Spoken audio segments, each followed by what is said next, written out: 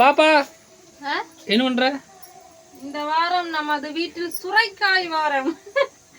சுரைக்காய் நிறைய கிடைச்சிச்சு. பாருங்க எவ்வளவு பிஞ்சா இருக்குதுன்னு பாருங்க. ஒரு விதை கூட தெரியல.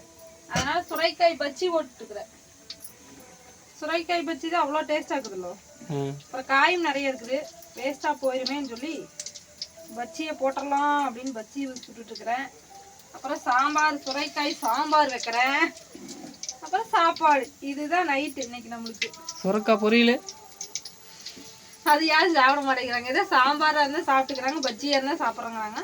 ஆனா அந்த சுரைக்காய பொரியலா பண்ண ஏன் உள்ள இறங்க மாட்டேங்குதுன்னு எனக்கு தெரியல. பஜ்ஜியா இருந்தா லபக்கு லபக்கு லபக்குன்னு உள்ள போகுது. அது நீங்க முளகுடிய புல்ல போட்டா ஏமா அம்மா சுரைக்காயே சாப்பிடுறது இல்லையிலமா?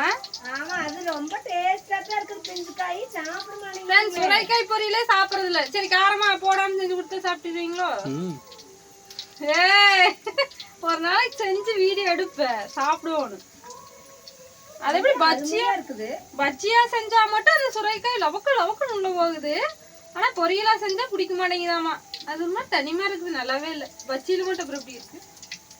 நீங்க சுரைக்காய் பச்சி உங்களுக்கு பிடிக்குமா அப்படின்னு சொல்லி கமெண்ட்ல சொல்லுங்க. எனக்கு வந்து கத்திரிக்காய் பச்சி, வாழைக்காய் பச்சி, சுரைக்காய் பச்சி, பச்சினாவே பிடிக்கும். போண்டாவெல்லாம் கொஞ்சமா தான், பச்சினா தான் எனக்கு ரொம்ப பிடிக்கும். இன்னைக்கு நம்ம வீட்டுல இன்னைக்கு பச்சை பிச்சு சாப்பிட போறோம். சுரைக்காய் பச்சி. வாங்க ஃப்ரெண்ட்ஸ் சாப்பிடலாம். ஓகே, நான் செஞ்சு முடிச்சுட்டு வரேன். அது வரைக்கும் யாரும் அடுப்பு கிட்ட வராதீங்க. வந்து 1 2 எடுத்துக்கிட்டீங்கன்னா இங்க எண்ணெய் வேற இருக்குது, இடம் கூட இருக்குது. சுகாஸ் நீ அங்க வா, குக்கர்